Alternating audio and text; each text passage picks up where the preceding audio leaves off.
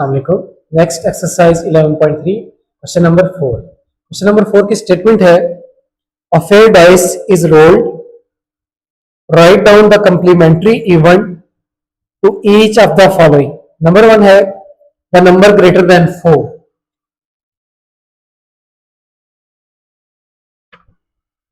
Number greater than 4।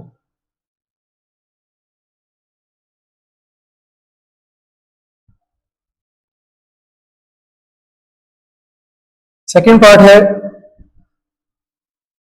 N even number.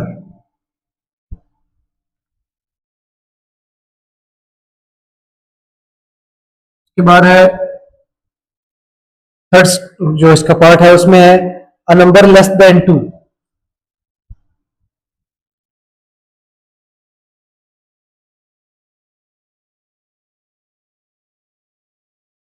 अब यहाँ पे सिर्फ एक मेन चीज समझने वाली है, वो यहाँ पे लिखा हुआ है कंप्लीमेंट्री इवेंट। आपने जब सेट पढ़ा होगा चैप्टर नंबर 3 में, उसमें आपने ए का कंप्लीमेंट बी का कंप्लीमेंट हम निकालते थे इस तरह। ए कंप्लीमेंट इस तरह भी लिखते हैं, इस तरह भी लिखते हैं u माइनस ए, यानी यूनिवर्सल सेट में से ए की वैल्यू हम निकाल देते थे, वो आ जाता है कंप्लीमेंट्री सेट आ जाता है। इसी तरह यहाँ पे बिल्कुल सेम वही काम करेंगे।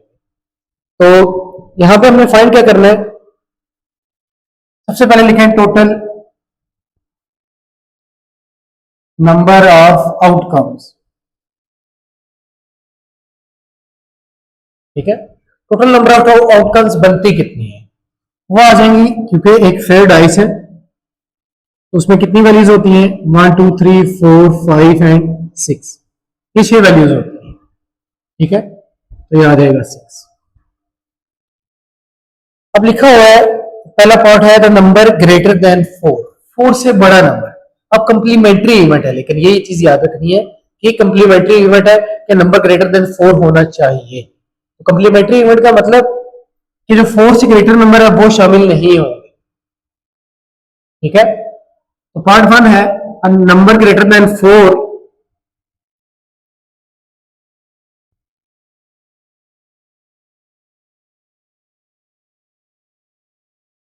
Number greater than 4 is equal to कौन कौन सा नंबर यहां पे है ये चेक करें, 5 और 6 है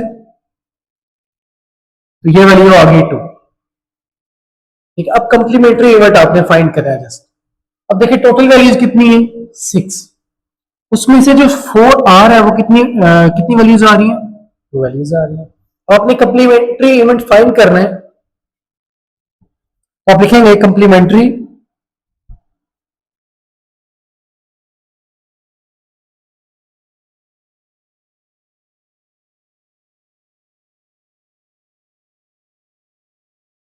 कंप्लीमेंट्री इवेंट कब, जब नंबर ग्रेटर देन 4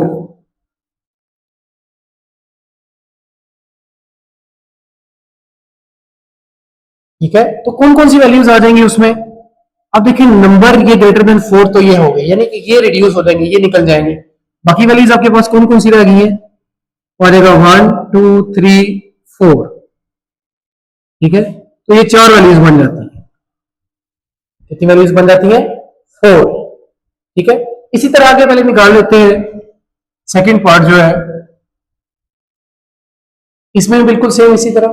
ठीक है, नंबर ग्रेटर देन 4 यहां पे है an even number, an even number. ठीक है, अब इवन नंबर कौन कौन से इस सेट में देखें, अगर 2 4 और 6 कंप्लीमेंट्री में दोबारा एक बार यहां से देख लें, हमने क्या करते हैं वो वैल्यूज निकाल देते होते हैं। 5 6 था तो 5 6 कम हो जाएगी, तो ये वैल्यूज टोटल आ जाएंगे आपके पास 4। तो एन इवन नंबर तो ये वैल्यू बनेगी 3। ठीक है, तो complementary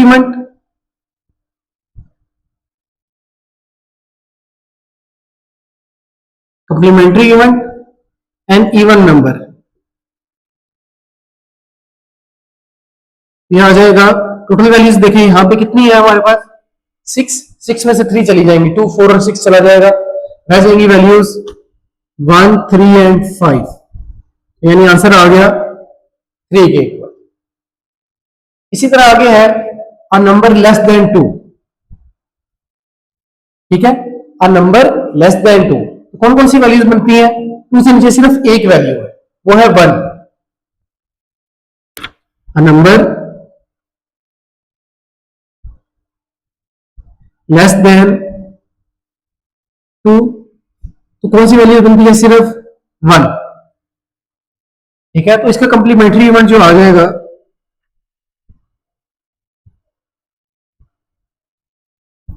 a number less than 1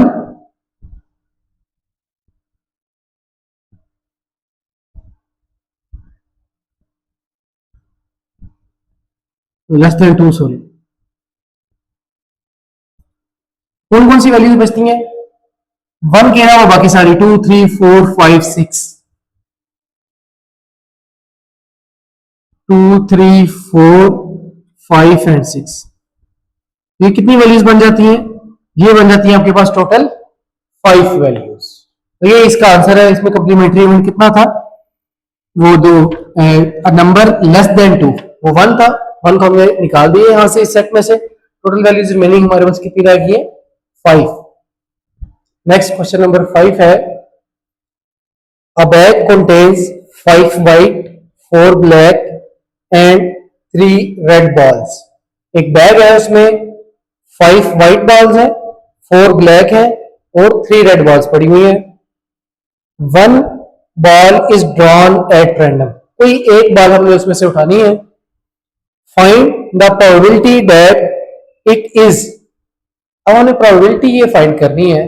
part 1 है व्हाइट बॉल हो, सेकंड पार्ट है रेड एंड थर्ड है नॉट ब्लैक बॉल। तो सबसे पहले लिखेंगे यहां पे हम टोटल नंबर ऑफ आउटकम्स।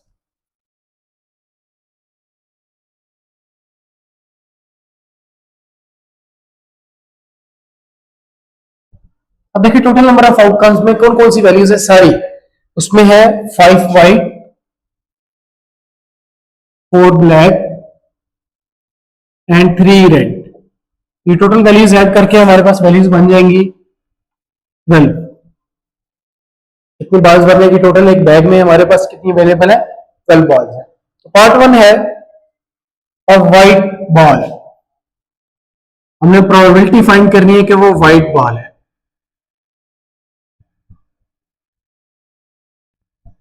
इसके लिए सबसे पहला काम हमें क्या रिक्वायर्ड है? वही है number of white balls, number of, अब यहां पे नंबर ऑफ फेवरेबल आउटकम्स भी लिख सकते हैं और नंबर ऑफ व्हाइट बॉल भी लिख सकते हैं, कोई इशू नहीं है। Number of white balls, white ball इस बैग में कितने हैं? वो है 5। तो इनकी प्रोबेबिलिटी क्या आ जाएगी? प्रोबेबिलिटी ऑफ व्हाइट बॉल्स क्या आ जाएगा? 5 डिवाइडेड बाई टोटल वैल्यूज कितनी है? टोटल बॉल्स कितनी है? 12। तो आंसर आ जाएगा 5/12। इसी तरह आगे है, सेकंड है और रेड बॉल।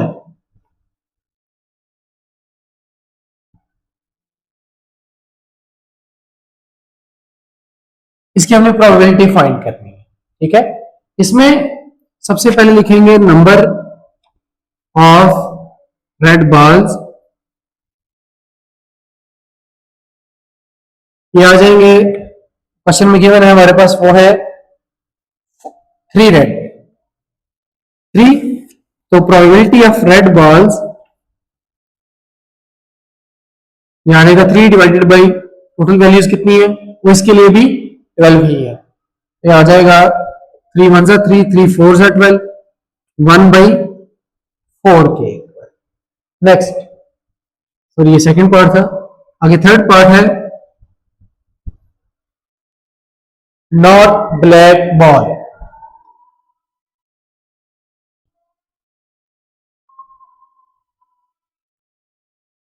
ठीक है, तो यहां पे लिखेंगे number of not black ball,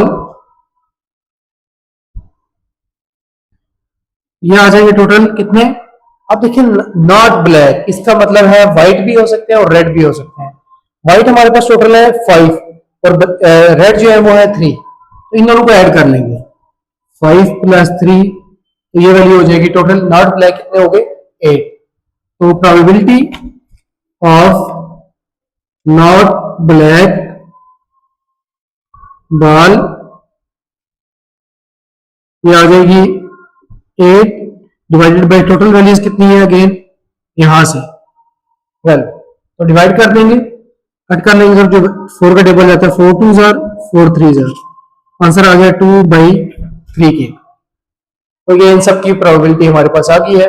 सबसे पहले हमने व्हाइट बॉल की निकाली, फिर रेड की, फिर नॉट ब्लैक। नॉट ब्लैक में कौन कौन से आते थे हमारे पास, रेड और व्हाइट बॉल, उन दोनों को ऐड कर दिए तो टोटल वैल्यू हमारे पास बन गई 8। तो आगे प्रोबेबिलिटी का फार्मूला लगा के हमने सिंपल उसकी वैल्यू निकाल ली। Thanks for watching. Like, comment, share and subscribe for more.